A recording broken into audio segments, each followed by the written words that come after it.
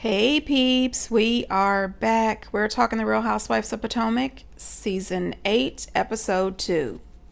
So at the beginning of the episode, we find out that Ashley's having a housewarming party, and she wants to invite her new friend, Nneka, to introduce her to the rest of the girls. Her mother asked her about Michael suing Candace, and she says that she can't really talk about it. However, Candace can't just be going around talking reckless. And I said, girl, you are the queen of talking reckless. Girl, if everybody sued for things that was said that was reckless, you would be in court all the damn time. And Candace wasn't the only one talking about Michael Darby and his problematic past and current, allegedly. I mean, the rest of the girls talked about him all the time. So why is he only suing Candace? Because Candace's comments are the ones that bite.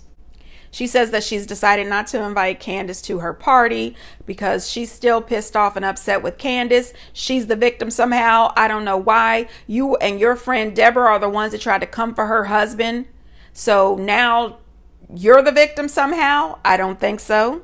Even though on Watch What Happens Live, she did say that her and Candace are doing much better now. They are definitely in a better place, and I'm glad to hear it because Ashley and Candace could be a dynamic duo if they could stop arguing and fighting all the damn time. Mia meets up with Karen, and she goes in for the hug, and Karen says, you are on a handshake basis. I don't even know you. You was out here in these streets spreading lies and rumors about me and my husband. Do not come for the institution. Mia at first tries to lie and act like she didn't know what happened. She know good and damn well what she did. Karen told her, you don't do that to a friend. I had your back when everybody was talking about you, but you're going to come and throw up some stuff that you heard from somebody. And that's true. When you care about somebody or you're friends with someone, you don't get around a whole bunch of girls that you know that they don't really F with and then throw a whole bunch of lies, rumors, and insinuations out there. So Karen tells her, in the future, if you want us to be cool, stay away from my business and my marriage. If you have questions or concerns, bring them directly to me. I will do the same for you. And Mia says that she will. So Karen says that she forgives her, but it's going to be a while before she can actually trust her, and there will be no more hugs. Anyway, she asked her how things were going with her and Gordon, and she says, I know at the reunion, Giselle tried to say that Gordon was fired for embezzlement. Mia comes out of nowhere and says, yeah, I thought the same thing, but later I found out that it wasn't. And I said, well, what? First, you've been telling us for the last 3 or 4 seasons that you are the CEO of the company. Now you're both fired, and he was the CEO and you were the marketing director. And then you thought he was possibly embezzling. But now you don't.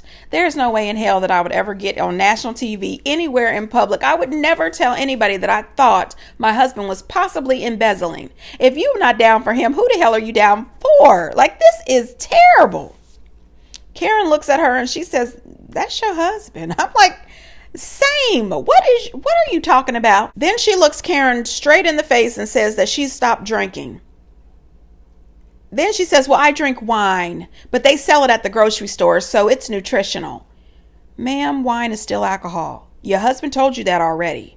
Get it together. You are not sober. You're still drinking alcohol. It's just a little less alcohol content, and you got some grapes in there. Girl, you too damn much.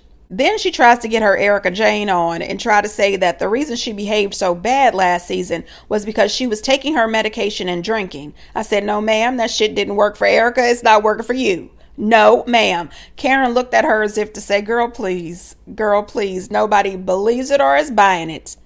Then Karen tells her, well, maybe you should tell Wendy. Maybe you guys should have a conversation. Maybe she'll understand that you only behaved this way because you were, drinking and taking your medication.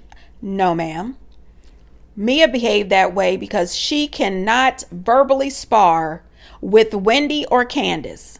So her only action was to spew a bunch of vulgar words and then throw her drink and throw her cell phone. She cannot verbally keep up with Candace or Wendy. So that's who Mia really is. That has nothing to do with her alcohol and pills. By the end of the meeting, Mia went in to try to hug Karen again. And she said, not yet. Don't even try it. I hope that she continues to do that for the rest of the season. Anyway, We move over to Candace. Candace's manager comes to visit her, and he is not impressed by her folding table desk and her folding chairs. But this is a work in progress. She don't get it together. So she's trying to get a new record label, a bigger record label, and she's also going on the second leg of her Deep Space tour, which we've been deep spacing for 3 years now. I think it's time for a new album. Anyway, he's trying to get a new opening act for her, and he suggests Drew Sidora from Atlanta, and she says, "Is that the only option I have?" And I said, "Candace, why are you shading Drew? What is this about?" You know, Drew has been in this entertainment space for a very long time. Her IMDb is pretty impressive. And Drew is a good singer. I don't know what that's about, but I didn't love it. I really didn't. Don't disrespect Drew like that. I thought that was rude. Candace was saying that she sold out in Chicago without Drew. It's coming off as that you got a big head now. Stop doing that. Then we go to Robin and Juan, which I can tell you something, Bravo people. Don't ever do this to us again. I don't want to see Juan and Robin anymore. I don't want to see Juan and Robin having these fake ass conversations. Robin keeps trying to convince us that this does not bother her, but that is a lie.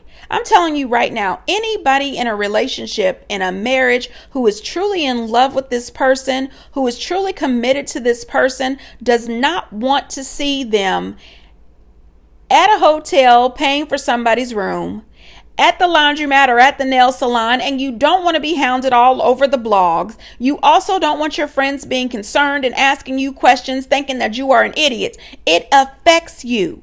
And for him to sit there and act like he doesn't care, which I don't think is an act for him. I think he really doesn't care. In my mind, in my opinion, their relationship is not real. And that their marriage is not real, that this is just some sort of arrangement. They are so used to being together and being in the house together, but I don't think that Juan is really 100% in with Robin, and I think she knows it. And at this point, it just looks desperate. It looks embarrassing, and I don't love it for Robin. Robin is not one of my favorites, but I don't like this. Robin is affected, and Juan is full of shit. And then for them to act as if he didn't get fired because of the SA allegations, and I love my boys, I'm good to my guys, blah, blah, blah. I don't know if the guys really feel that way. I guess we'll find out after this lawsuit. Then we meet the new housewife, Nneka, which I hope I'm pronouncing her name right. She is someone who is rich. She's got generational wealth. They own multiple properties in the U.S. and in Africa. And, you know, I hope the ladies take it well. They didn't take well when Monique mentioned that she owned, you know, a few houses. Anyway, I think she's a beautiful woman. She's got a very attractive doctor husband. She's a lawyer. They're building a house and trying to have twins. I wish her the very best of luck on her pregnancy journey. She's giving me a little Lisa Barlow, a little too I'm rich and it's all about me. But I don't know, maybe later in the season, I'll grow to really like her. I remember at the top when Wendy first joined the show, I really wasn't here for the 4 degrees and Dr. Wendy, but then I ended up really liking her. So this could be the same for Nneka. Then we go to Wendy and we find out that she's trying to start her own talk show, which I am surprised, but not really. You know, she's been on MSNBC, CNN, NBC, Fox, like she's all over the place with her commentating, and she's really good at it. She's a very smart woman, and I think that she would do great, you know, with her talk show. I thought it was a little funny, though, that her producer told her that she needed a PA, and she said, I've got a great person for that job. What is a PA? That was a little funny. You know, if you don't know what a PA is, how do you know the person is going to be good at it? Anyway, I'm wishing Wendy the very best. Then the girls get together and they go to Pilates with Karen, and Mia shows up wearing high heels.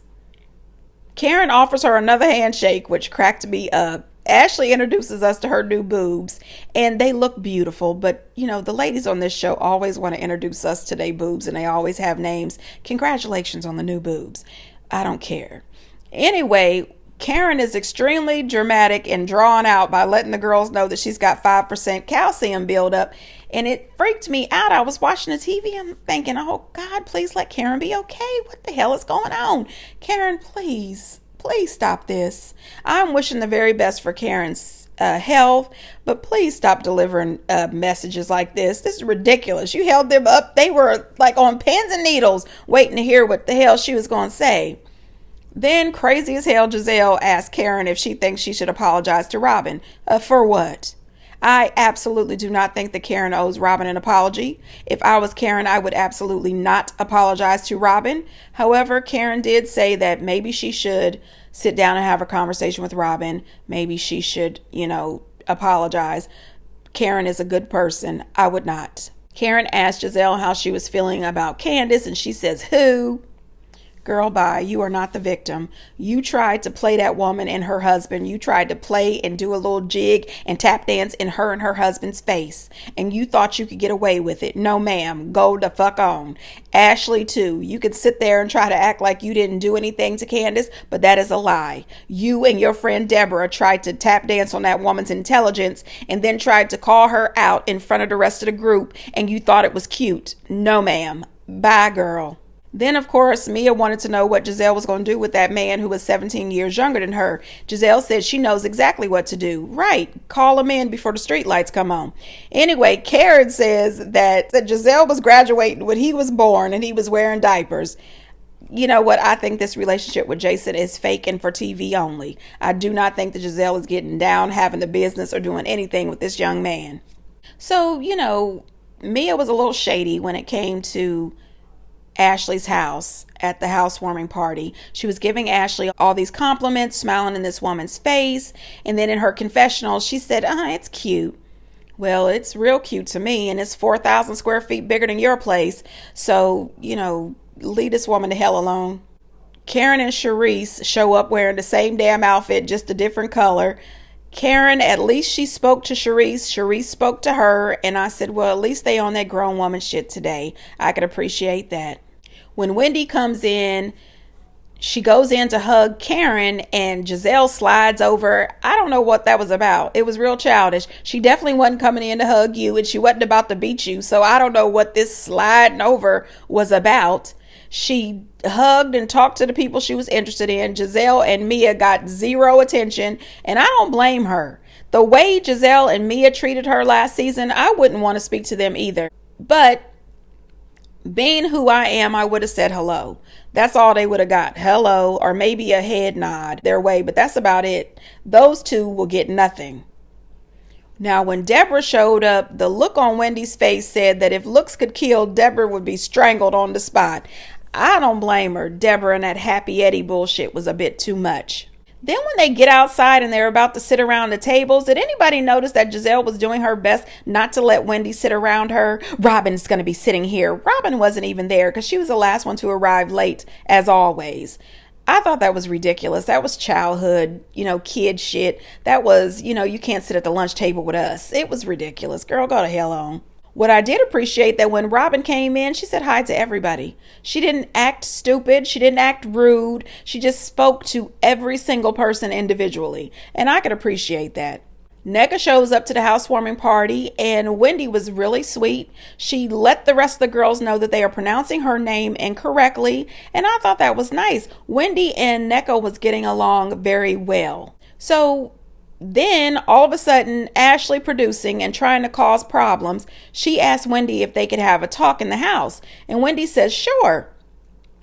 Wendy gets into the house and she is pouring love into Ashley. She congratulates Ashley on her beautiful home. She said, when I came in this house, it just felt like love. And I, really love what you've done with the place. You've made a loving environment for your children. You have really come out of this situation. And she was just very loving and gracious to Ashley. And then she thanked Ashley for all of her support last season. She said, you were very supportive to me and I felt like I cared. And I thought that was really sweet for Wendy to tell her that. But then Wendy also told her that she's hoping that Ashley won't see an opening, this season with the rest of the girls and decide to stab her in the back because she really didn't, because she really doesn't know Ashley like that. Ashley says, well, yeah, we've got to get to know each other a little better. I think if we spend some more time together, you will, realize that you can trust me. But that's not true. We have seen Ashley do this with a number of these girls. She will get close to them. They will be friends. They'll go out. They'll hang out. And then as soon as they turn their back, Ashley stabs them with the knife. You know what I mean? I don't trust Ashley as far as I can throw her. Then she tells Wendy that Nneka downplayed Wendy's doctorate degree. And I thought, why would you tell her that? And why would Nneka downplay that? Wendy may not be a medical doctor, but she is a doctor. It takes a whole lot of schooling to become a PhD. It's a whole lot of work, and she deserves respect. And I didn't appreciate that. Nneka's husband is a doctor, so is Wendy, and Nneka is a lawyer. It's wrong to downplay this woman's accomplishments. I didn't love that. Then for Ashley to bring up this religion situation. And I appreciate that the producer called her out and said, you relayed this message to Wendy as if Nneka was trashing her. And Ashley said, oh, that's the way I remember it, and tried to blame it on the tequila. So you want these two women to fight with each other over lies that you are spreading. And Nneka didn't appreciate it either, because she went out on social media and she said, at Ashley Darby, really? I mean, that was really bad. I think that these girls are back to their regular tricks. You know how they get together at the beginning of the season and then they decide who they're going to take down this season. And they have tried it for the last 3 or 4 seasons to take Wendy down, and it never works. I think that it's really sad that Ashley tried to pit Wendy and Nneka against each other using their own culture.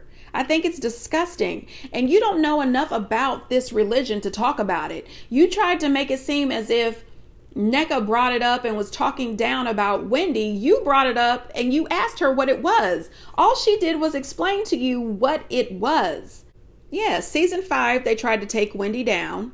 Season 6, they tried to take her down, talking about her mommy makeover and the cheating allegations with Eddie. Season 7, they talked about Eddie and how he was trying to flirt with Deborah, and then Mia attacking Wendy.